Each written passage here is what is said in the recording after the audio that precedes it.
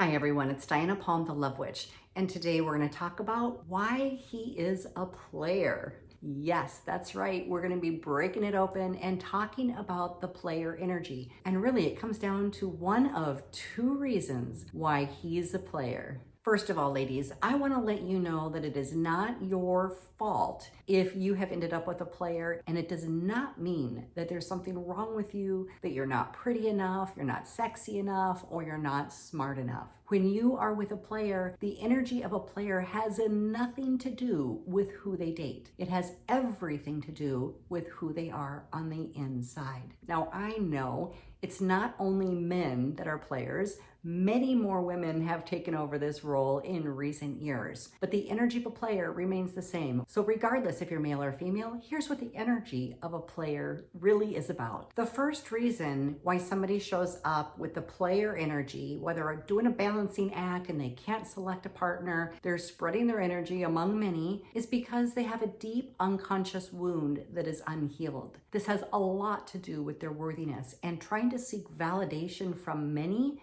instead of showing up complete within relationship. Sometimes this can be a childhood wound that created a lot of fear and trauma around bonding in relationship, or created an urgency for them to connect with many people just in case this one person left or rejected them. So the energy of spreading it out is really about stability in a really incomplete way, because it never truly creates stability. It may create a lot of options, but it simply robs the player of having real deep commitment, which is really what they've been trying to heal. It's the energy pattern of abandonment, rejection, and the fear that goes hand in hand with that. Often the player will do many other behaviors that are self-sabotaging. This can create a lot of self-loathing. When somebody is stuck in that energy of a player and they're really trying to spread it out and try to get all their needs met through multiple people, what they really need to do is pull all their energy back and work on themselves. This is the one that needs to heal. It's not going to be the 10 different people out there that they're running around with. That is simply a distraction from the real inner work that needs to be done in terms of their own healing. But because players are such self-sabotagers and are filled many times with self-loathing about who they're lying to and who they're balancing, they most often skip this step. They most often do not seek the help that they really need to get if they want to experience true love. There's not a player that I've met that didn't really want that. They just weren't capable of it because they hadn't done the work to heal. Oftentimes, the wounds that a player has experienced in their early childhood really had them moved into a state of ego. They definitely get an ego feed when they're getting attention from multiple people instead of really giving into a relationship. Now, when somebody is really stuck in their ego, this is a clear indicator that they have major childhood wounding to heal. When somebody can be vulnerable, expressive,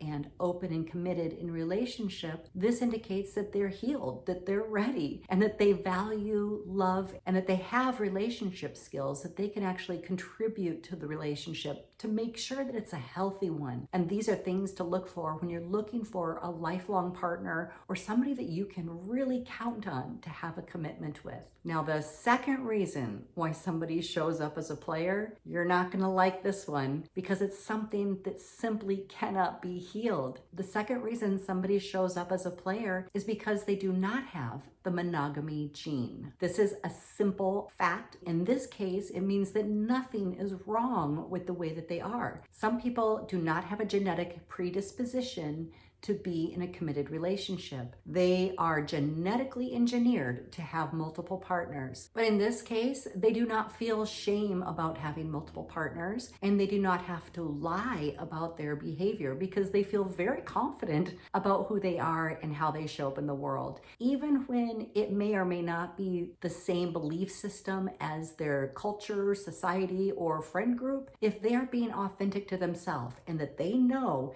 that this feels right for them, they will feel very comfortable and confident having multiple partners without having to lie or feel guilt or shame. And that's how you will know the difference, whether somebody is being a player because of a deep personal wound or if they simply don't have the monogamy gene. Now, when I work with people that don't have the monogamy gene, I help them clear layers and layers of guilt and projections from other people that made them feel bad for how they showed up in the world. I also help people understand that if they have chosen to be with a player in a committed relationship, such as a marriage, that they have to accept this about that person. Forcing them to be monogamous with one person is really going against their grain. Of course, it depends on the agreements you have within a relationship. Every relationship is different, but you cannot suppress or change those behaviors if your partner simply does not have the monogamy gene. I have seen it work in a few relationships, but for the most part, it is simply incompatible